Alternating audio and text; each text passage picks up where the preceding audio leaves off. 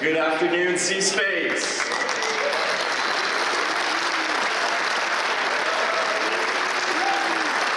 Welcome, everyone. My name is Ashwin Navin. I'm co-founder and CEO of Samba TV. I'm very excited to be here. For me, this is my 9th CES as Samba, but my 16th as a guy who wanted to come here and figure out what was going on in our industry. Samba is a company that started its company. We started here at CES.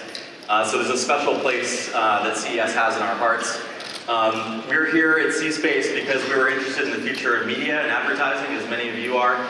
You're here for that same reason as well. We were actually able to take advantage of CTA and CES as a platform to start our company.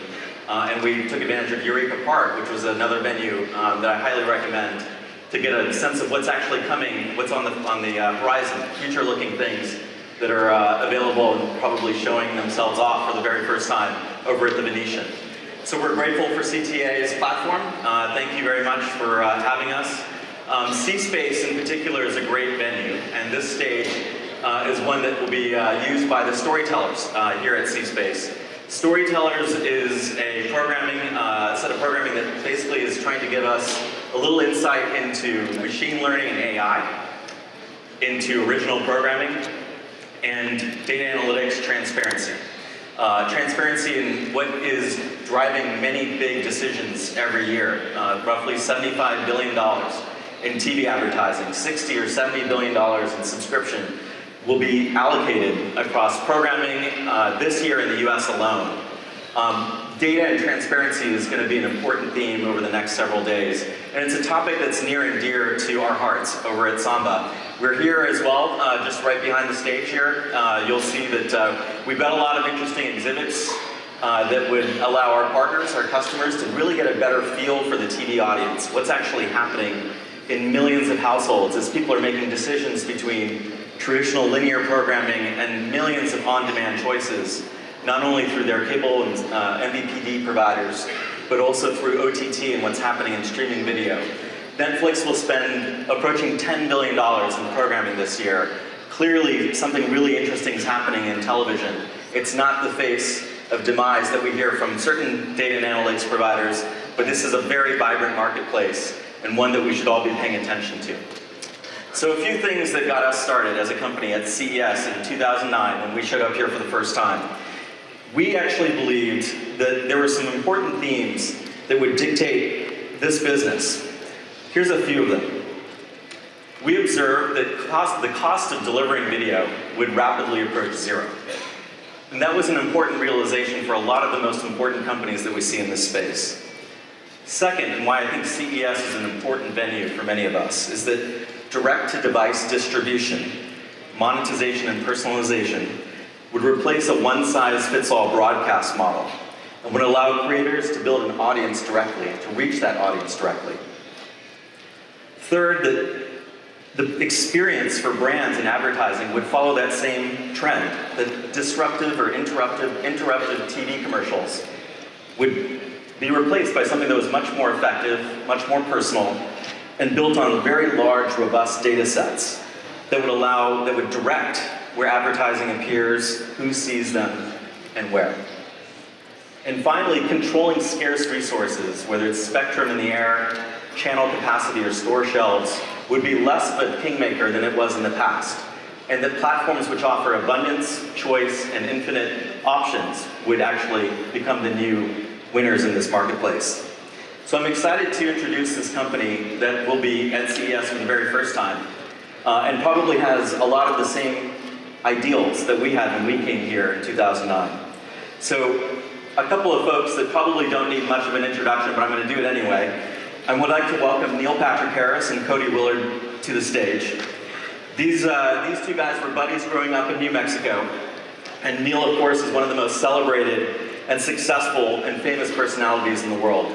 A major force on screen and off screen, someone who's hosted the Oscars and the Tonys. He's been a big part of major hits, both in film and TV. Cody Willard is someone I've known from my previous company when I was president and COO of BitTorrent. He was a commentator, an anchor for Fox Business News and CNBC. He's been a Wall Street correspondent for shows like The Tonight Show. and has built a really interesting company with the advice and support of Neil. So I'd like everyone to provide a very warm welcome to this very first exhibitor at CES, Cody and Neil. Come on up.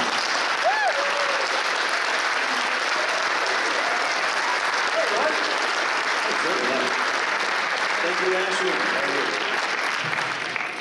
Look at this. Yeah, what do you know, Neil? Weird TED Talk. Got the headlights.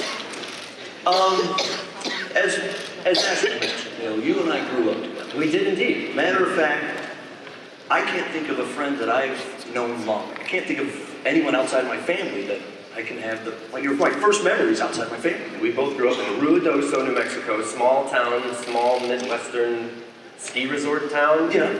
Pine Horse forest. racing. Kind of an idyllic upbringing, if I may say. Really was. Beautiful community. We had a lot of fun growing up. You remember the Hot Rod Dragons? The Hot Rod Dragons? That was the name of our gang. You and me, Ryan. Of our gang? Yeah, you don't remember kindergarten through third grade. It's a good name for a drag queen. Hot Rod Dragon. That's a different take on what you and I were doing. Yeah, agreed. We were defending all the innocent poor kids in school. I don't know if you remember that. I think it's amazing how from tiny Ruidoso, New Mexico, which is really horse racing and skiing, how you have advanced now, and now you're a tech guy and you're a stock man, and you've done all these amazing things. Well, thanks. And actually, that's inspired. I was with some of our childhood friends. I moved back to Ruidoso, as you know, about 7 years ago, after 15 or so years in New York City. Yep. And I was at dinner with my friends the other night, and they were talking about how out of 22 kids in our kindergarten class, 2 of us have been on The Tonight Show. Might have the highest ratio for anyone in America.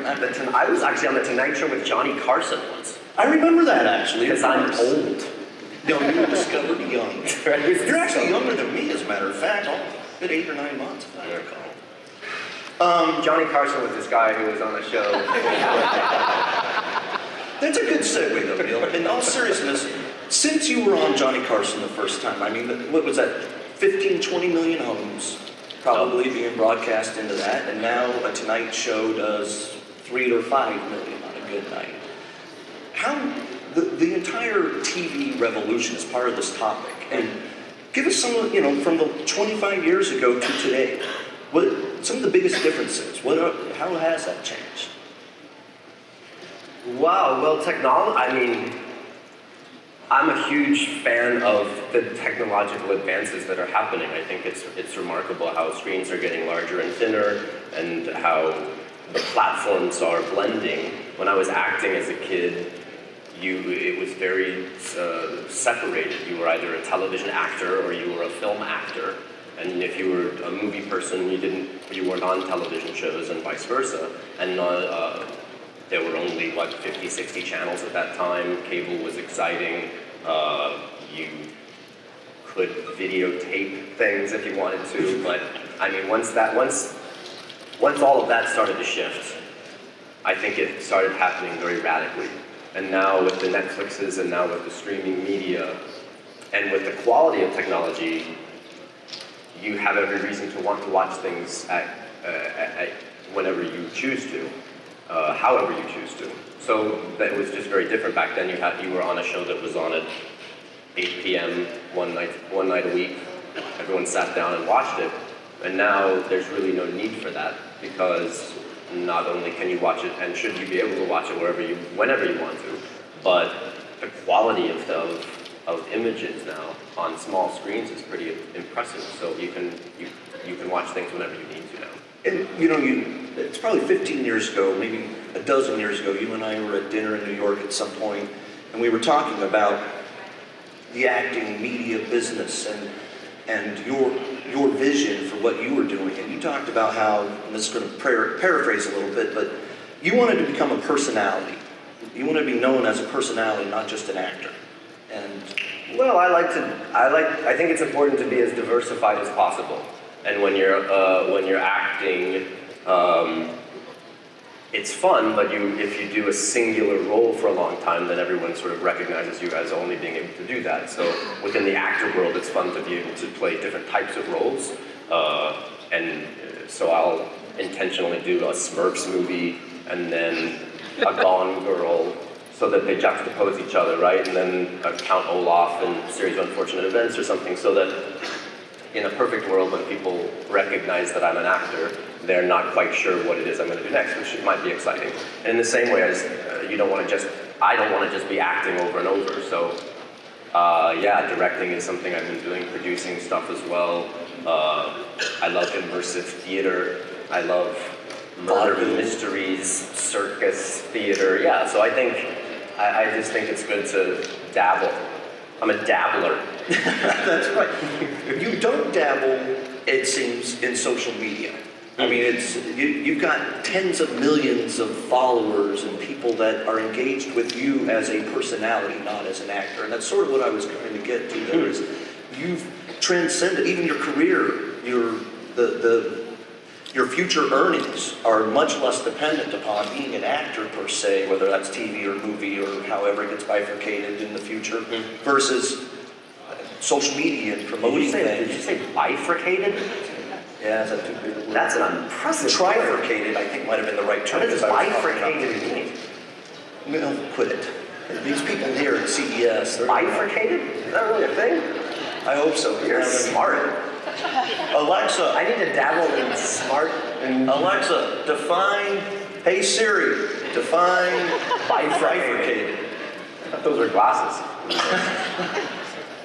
Sorry. No, but thanks for taking me off topic there entirely. But how does your career path? I mean, it's not just dependent upon being an actor, and you're able to promote new programs and your new TV channel, your new app, which we collaborate on, through all of this social media, through everything you're doing. Social media is so strange, I think. I find it very interesting. It came to me because Felicia Day, an actress, she was in Dr. Horrible's sing-along vlog. Yeah. And actually, when we went to Comic-Con, I think, and they were doing a midnight showing of it right after it had come out. And Felicia Day was showing us this thing called Twitter. And it was brand new, and it was 140 characters.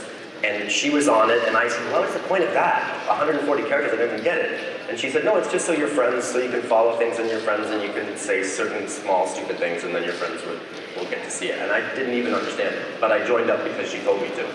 And then Twitter's now gone on to be kind of a massive thing. But I think it's exciting for,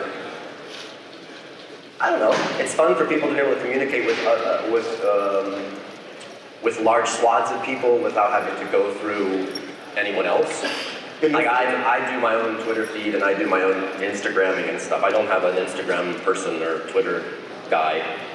How many people in Hollywood, what percentage of the top 100 people on Twitter, how many of them are like you that they actually do it themselves?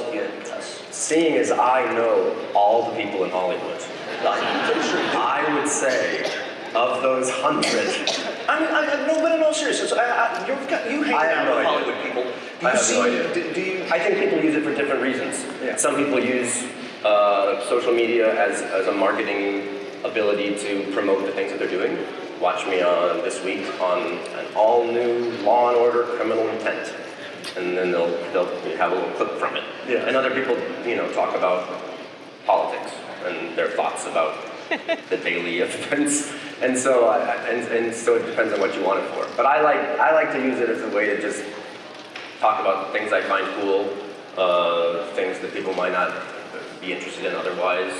Try and tastemaker. What about as a consumer of social media? Do you spend any time surfing on Twitter, looking through Facebook, Instagram? Yeah, right. Because that's what's so great about it, is that you get to make your own newsfeed. That's the good and bad of it, of course, right? Your echo chamber and your little bubble, and if you're a very conservative or a very liberal person, that's the only viewpoints you ever reinforce. That's very true. Very true. That's why Instagram's fun. Because then it's just people doing silly pictures. Hopefully. Yeah. They don't think they get in political discourse on Instagram? On Instagram, do they? I don't know. I'm not actually on Instagram. Really? Facebook and Twitter. You need to bifurcate your Twitter. All right, good night, everybody. Thank you. yourself as a brand with this 30 million Twitter followers? As a brand? Are you a brand? That's a weird question. I don't know. No, I don't think so. I mean, I protect myself as if I am a brand in certain ways. I don't want to go on some sort of tirade and upset swaths of people by my opinions, right? So I try and make sure that within the social media construct that I'm still respecting everyone's opinions. So in a way, I'm protecting my own brand, I guess, in that regard. That's sort of like the Michael Jordan phrase, Republicans buy tennis shoes too. Indeed. Well, I mean, everyone has valid opinions. I don't have to agree with them, right? I know some people that like opinions that are very not valid. Unvalidated. Invalidated. That's another word. I don't know. I was trying to sound smart. Unvalidated. I'm just worried that I didn't use bifurcated right. I'm going to ask Alexa as soon as I get out of here. On the same sort of note, though, I remember maybe 5th grade, you and I did a morning announcement, and I was supposed to do we were making some sort of a skit out of it, and I was supposed to do the Jeopardy theme song, and then you were doing something, and then I was going to finish with the Jeopardy theme song. Okay. We got done, and you started yelling at me because my melody was so bad. It didn't sound good at all. So the real reason we're here today is for you to just remind all these people the awful things that I did to you when we were kids. Yes, this is payback. So it's a long time coming. Okay. No, but you were a perfectionist back then, and that's sort of what I'm getting at today. Is you talk about defending your brand, even when we're working on the IAm App and your channel and things. You're opinionated. You want to make sure that things are grammatically perfect, that everything about it looks good, that it's incredibly high quality, and I think that's part of what has driven your career path. I mean, you see a lot of actors that end up fading because they are willing to take something that's not quite probably the quality they should be sticking. Well, I appreciate being a viewer of things and wanting it to look a specific way. And for example, on texting, I'm a big fan of texting complete sentences and using proper grammar and commas between clauses and things like that. Donna is going to love hearing you say that, Neil. No, but I like that because I think 2 spaces between sentences is better than 1 because it allows for a bit of a pause when you're reading it, when you're visually reading it, you know? I'm not sure that's true anymore. I think my editors over the last 15, 20 years have quit using. I know, it's back to single space, and this is my point, is that I think it's good to be focused on font. It's good to be focused on how things look. If you're going to do it once, do it well and do it right. Even if you're just texting David. With the IAm App, I think it's very smart because it's a savvy ability to take all of the disparate things that one does, Twitter, Instagramming, Facebooking, video Q&As, and putting them all together in one thing that's simple and easy to consume. I actually think that's a very smart and clever approach to that. So you get to use the word disparate, but I can't use bifurcated? Got it. Disparate is on the same level as bifurcate? I think people thought you said desperate. Nobody knows what disparate means. Disparate? Let's talk more about your IAm App. You guys, no, don't cheer. Don't. I'm right here. I don't know how this got so contentious. Big word. Alexa? He's still mad about 5th grade. I know. It really affected him. I shouted at him. Truth be told, I mean, you were like my best friend. I don't really have anything bad to say about our childhood, except for the Jeopardy. Well, let's redo this. Let's sing the Jeopardy theme song right now. Let's see how you do. I'm not going to do it anymore. I still can't sing. Tough guy, huh? Yeah, no. I don't even know if I'm sorry. Let's talk about that IAm App more. That's what I was going to go for. Yeah, What about the IAM App? Yeah, we're aiming towards driverless. The mobile is great. Driverless cars here at CES, right? That is correct. If you're a driverless car company, Ford, Mercedes, This I think is very exciting. Yeah, reach out to us because we do want to come talk to you guys and talk about your entertainment strategy and what you're going to be putting in your driverless cars. Driverless Driverless cars cars in the living room. It's a good conversation, right? Because even just the topic of driverless cars seems exciting and is now an actual thing that's happening. And so, yeah, what do you do when you're sitting in the car? Yeah, you're sitting in a car for 30 minutes or 2.5 hours if you're going to the airport now. Gotta be a touch screen, some touch screen situation. I think it's the voice revolution. We're not tapping anything Well anymore. said. Look at you at CES. Yeah. So you can just talk to the Google, screen. hey Google, Alexa, hey Siri, please Hey, driverless. pull up the IAm Neil Patrick Harris channel. And you're driving along and bang, Just I'm entertained porn. with the Just best. porn. Just every porn I've ever done. Is that what you're putting on your channel? Taxi ride, every taxi ride from Aria to Caesar's Palace. All right, I think our work here is actually done then. So everybody tune into the Neil Patrick Harris porn channel. Coming soon on not super Mercedes hardcore. driverless cars. No, The softcore. but Neil, like, we're talking about mobile. We're You talking see about grinding, but not my wang. You know what I mean? You see thrusting, but not close up. sort of like when you were, was it where'd you get naked in your underwear when you were hosting? The Oscars. Yeah, the Oscars. Yeah, I saw it. But I remember, sometimes your Oscar and Tony and Emmy and a million other things that you hosted run together in my head a little bit. I'm not that obsessed with you anymore, Neil. It's got really awkward. It sure did. Everybody's got quiet. Everybody's laughing. Let's talk about though, mobile smart TVs. They're here. We understand that. Yes, sir. Driverless is the future, and the idea of entertaining people in a driverless living room is what I'm picturing. And putting together programming in a Neil Patrick Harris channel that's curated and or starring and or hosted throughout. 24 hours a day, 7 days a week. You got a lot of work ahead of you. But that's the idea. I mean, we're going to be consuming. You've got a captive audience, I think is what I'm getting at. Unlike the living room, unlike your mobile phone, when you're in the driverless car, you're captive. Well, let me ask you, seriously, do you think that the driverless car thing will become commonplace, meaning every car will be driverless in the future, in the short future, as opposed to just taxis or transport vehicles and things like that? Correct. I would think it would probably be 80 or 90% market share driverless. Yeah, I think the best investment anybody can make right now, and you invested in my hedge fund many years ago, Neil, long before we partnered on this. Thank you for that, by the way. The idea is that what you're going to have, the best investment ever today would be buying a Tesla. The brand new Tesla Roadster sports car.